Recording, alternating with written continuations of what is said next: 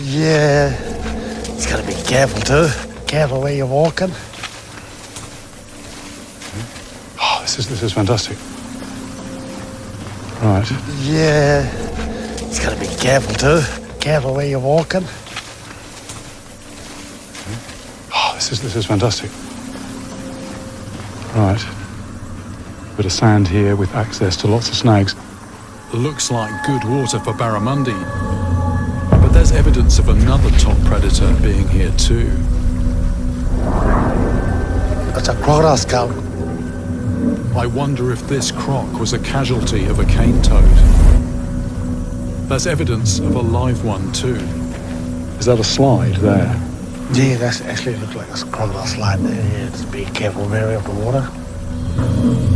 While I cast for a barramundi, Thomas keeps an eye on everything around us.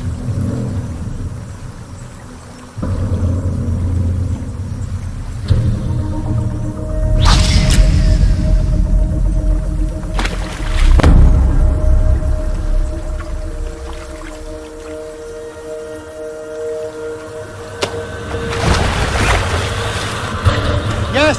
Ah! Whoa! This is a good fish, this is a good fish. It's nice to see them jump, but when they jump it's a chance to split the hooks. They want to turn it if it's going that way. A distressed fish will attract the attention of any crocodiles nearby. Oof. I've got to land it fast. Keep it away from the snags, keep it away from the snags. There we go. Right, it's in shallow water.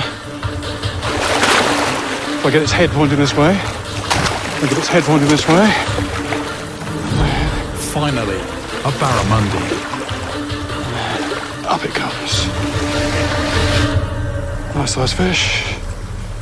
At 38 inches long, it's at least 6 years old. There we go.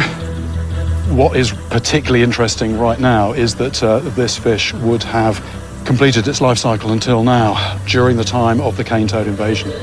This migratory barramundi would have had more